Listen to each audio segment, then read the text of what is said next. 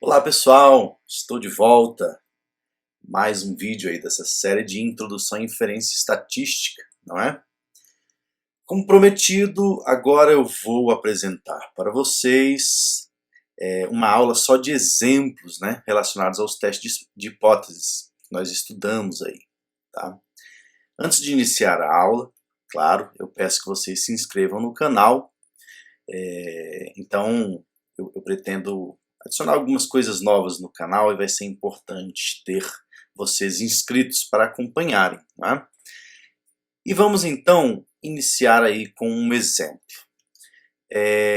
O atual tempo de travessia com balsas entre Santos e Guarujá é considerado uma variável aleatória com distribuição normal de média 10 minutos e desvio padrão 3 minutos. Uma nova balsa vai entrar em operação e desconfia-se que será mais lenta do que as anteriores. Então a primeira coisa que eu quero é desenhe a região crítica do teste para uma amostra de tamanho 20 aos níveis de 5% e 10%. Como nós podemos iniciar esse problema? Eu vou começar, relembrando para vocês essa tabela resumo aqui, que agora estou colocando em termos gerais, como que a gente aplica o teste ou calcula o p-valor, independente da distribuição que estejamos considerando, tá? Então, basicamente, o que nós temos, né? Nós precisamos da estatística de teste para poder compará-la com o valor crítico se decidirmos utilizar esse método de rejeição pela comparação, né? Podemos calcular o p-valor também. Então vejam o seguinte, ali eu coloquei P é a estimativa pontual, que pode ser a média ou a proporção de acordo com os problemas que estudamos até agora, né? O parâmetro com esse índice H0 é o seguinte, é o parâmetro de interesse sob a hipótese H0. Então vai ser μ0 no caso da média, vai ser P0 no caso da proporção, não é mesmo? O desvio padrão, como vocês sabem, vai depender dos casos, se estamos tratando de variância conhecida, variância desconhecida, ou se estamos falando de proporção. Voltemos então ao problema. O que nós queremos testar aqui, então, é a hipótese de que a média é igual a 10 minutos versus a hipótese de que a média é maior do que 10 minutos, ou seja, é mais lento. Vamos iniciar o problema com o nível de 5%. Então lembrem-se o seguinte, se nós estamos interessados aí na probabilidade, associada à hipótese alternativa ser μ maior que 10, nós estamos olhando para a direita da distribuição. Como sabemos, o ponto que acumula 95%, ou seja, a sua direita tem 5%, é o ponto 1,64. Aqui eu não vou ficar relembrando todas as vezes como obter esses quantis, porque enfim, 1,64, 1,96, 2,58, 1,28, são quantis que a gente já calculou muitas vezes em aulas passadas, não é? Então eu vou ir mais rápido, vamos dizer assim. Como nós sabemos, nós vamos rejeitar então se a estatística de teste for maior ou igual a esse valor crítico, né? Essa é uma das formas da gente observar.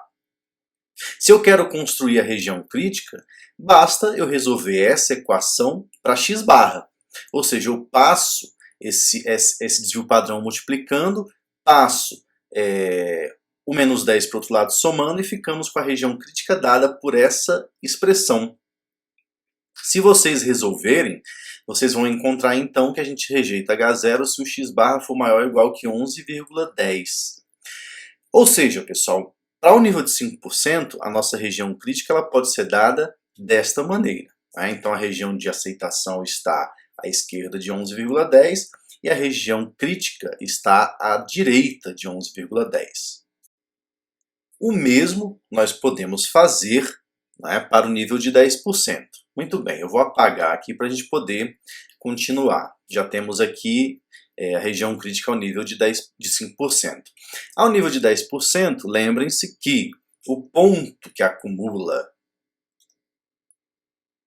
90% da distribuição, e portanto tem 10% à sua direita, é o ponto 1,28. Aplicamos o mesmo raciocínio, né? Rejeitamos se a estatística de teste for maior ou igual que 1,28, resolvemos a expressão, né, para x barra e vocês vão encontrar então que rejeitamos H0 se o x barra for maior ou igual que 10,86.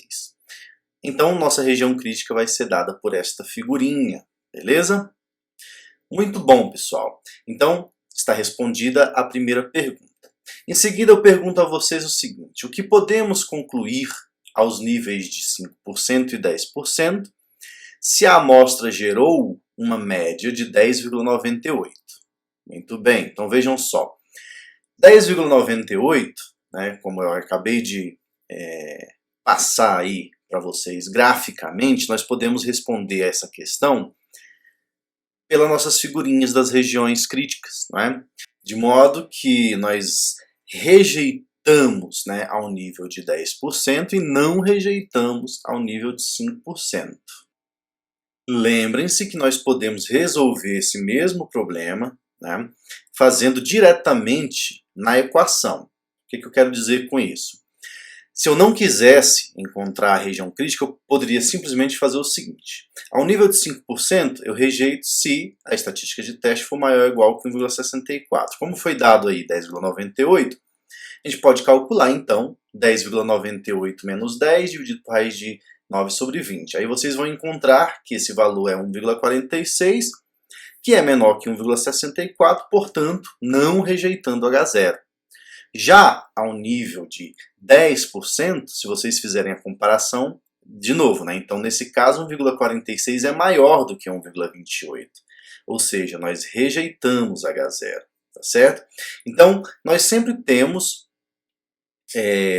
vamos pensar assim, 3 formas de resolver o problema. Eu posso construir a região crítica, eu posso fazer a comparação direto, né, pelo valor crítico e a estatística de teste, ou podemos fazer também aqui a próxima situação, que é encontrar o p-valor e, né, discorrer sobre o resultado. Beleza, vamos fazer então esse caso.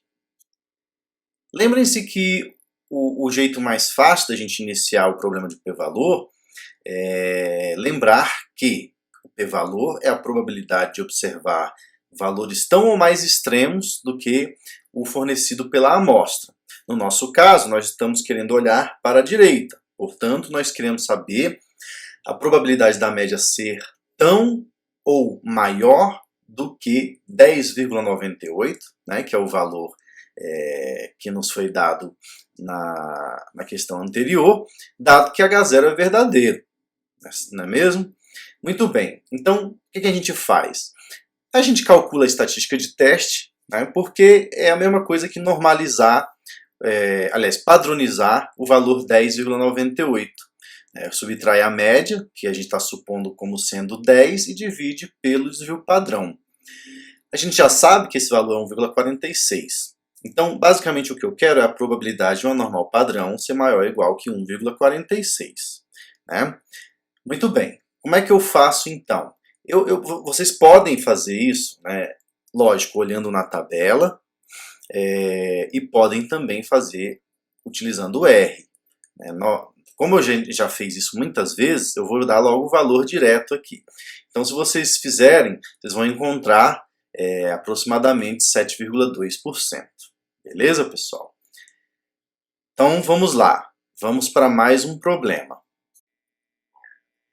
A resistência de um certo tipo de cabo de aço é uma variável aleatória modelada pela distribuição normal com um desvio padrão de 6 kgf. Deseja-se testar a hipótese μ igual a 13 versus a hipótese μ igual a 8. Pergunta 1.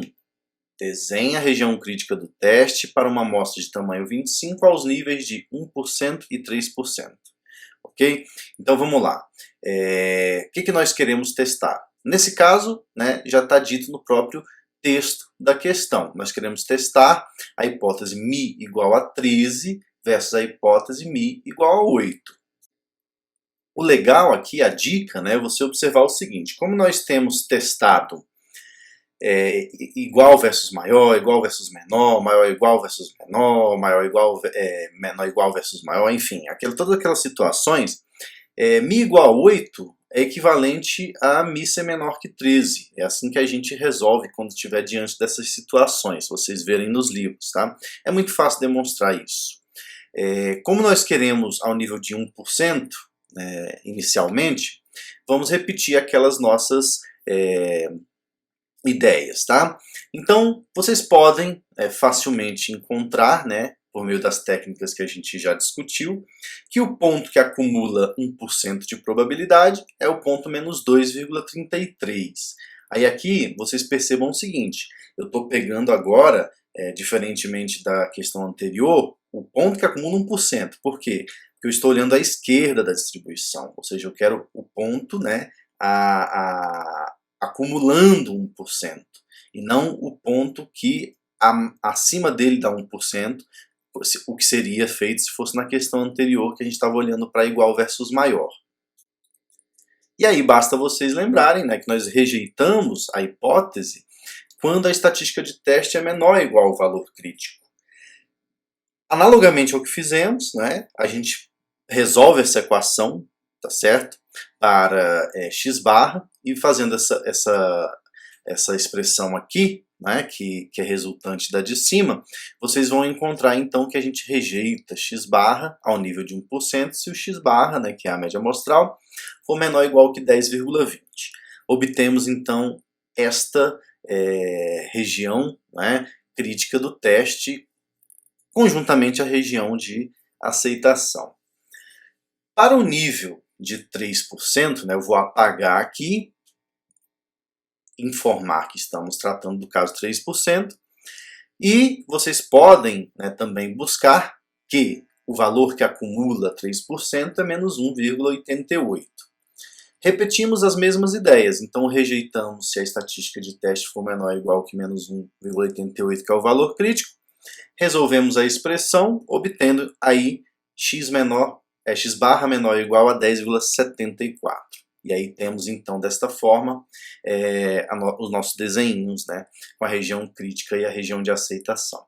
Beleza? A próxima pergunta é a seguinte: o que podemos concluir aos níveis de 1% e 3% se a amostra gerou uma média de 9,8 kgf? Muito bem, o que a gente vê aqui? Se a gente traçar o nosso, graficamente, né, o nosso valor 9,8, vamos ver que ele cai dentro da região crítica nos dois casos. Ou seja, rejeitamos H0 em ambos os níveis de significância, para 1% e para 3%. Beleza? Ótimo, pessoal. Então, olha só. Agora, o que a gente vai fazer? A gente vai pegar e vamos resolver novamente, como fizemos no caso anterior, só que utilizando só a comparação. Então, voltando ao nível de 1%, nós calculamos a estatística de teste a partir do nosso valor 9,8, isso dá menos 2,67, que é menor que menos 2,33, né? Como é menor, a gente rejeita, ok? A mesma coisa nós aplicamos na situação em que nós temos, então, o nível de 3%. Nós calculamos e nós temos que menos 2,67 é menor que menos 1,88, portanto, rejeitando também a hipótese. Ok? O que nós podemos fazer a mais? Encontrar o p-valor para esse valor, né, da média. E novamente, então, nós calculamos a probabilidade de obter valores tão ou mais extremos do que o obtido a partir da amostra. Como estamos olhando para a esquerda, nós queremos o p-valor com uma probabilidade de x barra ser menor ou igual a 9,8, dado que H0 é verdadeiro. A estatística de teste nós já calculamos, né? É menos 2,67. Então nós queremos a probabilidade de uma normal padrão ser menor ou igual a menos 2,67. Vocês podem calcular isso usando R, podem olhar na tabela, vão ver que o valor é bem pequenininho, é aproximadamente 0,38%. Ou seja, nós só vamos aceitar ou não rejeitar a hipótese se tivermos um nível de significância de 0,38%. É um valor muito baixo, né? Então, nós temos fortes indícios contra a hipótese nula, tá certo? Muito bem. Vamos continuar e vamos resolver mais problemas. Admitindo que a pressão sanguínea arterial em homens siga o modelo normal com média de 82, 7 pacientes foram sorteados e tiveram sua pressão medida com os seguintes resultados: 84, 81, 77, 85, 69, 80 e 79. Como nas outras questões, desenhe a região crítica do teste aos níveis de 5% e 10%. Veja, nós queremos então testar a hipótese de que a média é igual a 82 versus a hipótese de que a média é diferente de 82. Tá legal? Inicialmente nós queremos ao nível de 5%.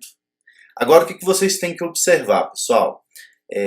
Como trata-se aí de um caso em que a variância não foi fornecida, então nós estamos diante de um caso em que nós precisamos, não é, obter os quantis para uma t-student.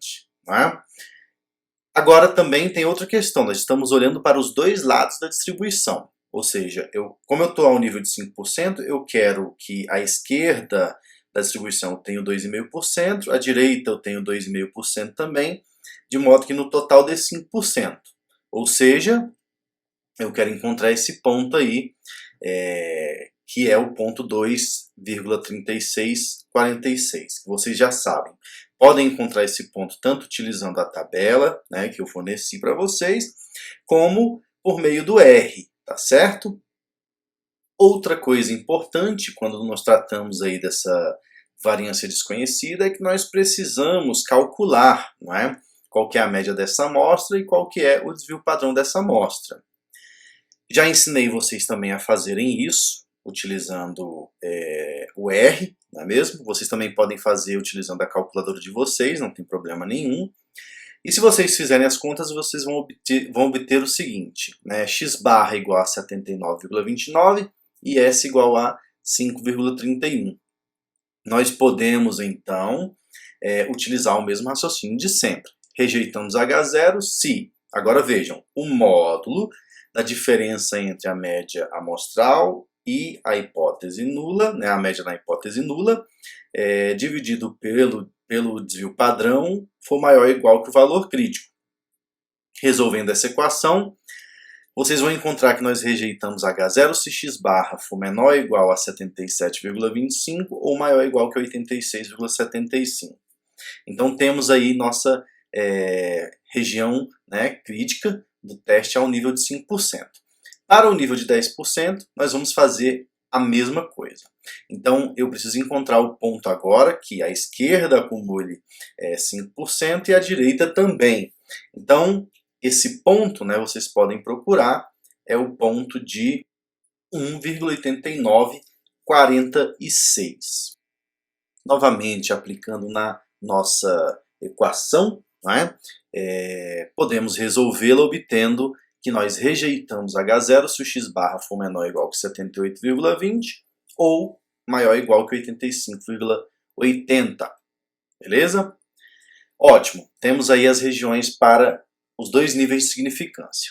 Agora eu pergunto, o que podemos concluir aos níveis de 5% e 10%? Como nós temos aí na nossa amostra que a média é 79,29, basta nós observarmos que em ambos os níveis de significância, a média da amostra vai cair dentro da região verde, ou seja, não rejeitamos H0. Tá legal? Podemos, como nos outros casos, também resolver diretamente pela comparação. Se vocês calcularem a estatística de teste, então, agora utilizando, né, o valor da média amostral para essa amostra em específico, nós vamos obter que o valor é 1,35, que é menor do que 2,3646, não rejeitando, então, H0. O mesmo vale, né, se nós considerarmos o nível de 5%, aliás, de 10%. Por quê? Porque ao nível de 10% o valor é 1,89 e 1,35 também é menor do que 1,8946, não rejeitando H0. Finalmente, nós podemos calcular o p-valor do teste e discorrer sobre o resultado. Então, veja, nós queremos, como sempre, né, a probabilidade de observar valores tão ou mais extremos que a média da nossa amostra. No nosso caso, como estamos numa situação em que a gente olha para os dois lados da distribuição, né? Então a gente pode calcular 2 vezes a probabilidade da média ser menor ou igual que 79,29, tá certo? A estatística de teste, como nós já calculamos, não é? Dá menos 1,35, tá certo? Beleza. Nós então podemos utilizar esse valor e calcular, né, a probabilidade a partir de uma t-student com 6 graus de liberdade. Por que 6 graus de liberdade? Porque o tamanho da amostra é 7. Então a gente sempre pega uma t n-1, ou seja, o tamanho da amostra menos 1. E aí vocês podem calcular, né, essa probabilidade. Até eu recomendo que vocês façam utilizando o R, porque vai dar um valor melhor aproximado, que vai dar aí em torno de 22,57%. Tá legal?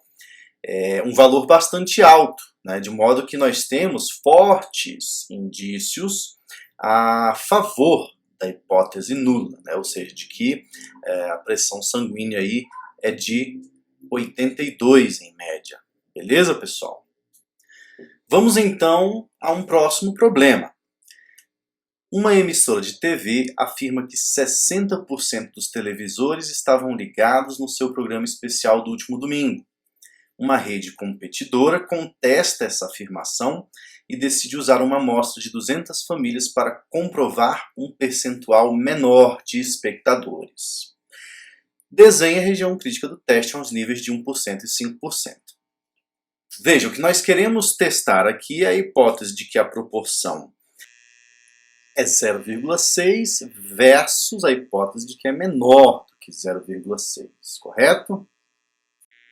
Então, vamos responder o problema inicialmente para o nível de 1%. Então, o ponto que acumula 1% é o ponto menos 2,33.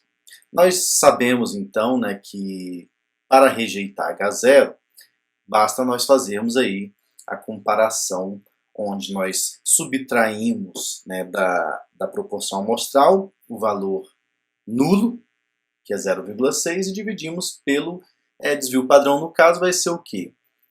P vezes 1 menos P sobre o tamanho da amostra, ou seja, 0,6 vezes 0,4 dividido por 200.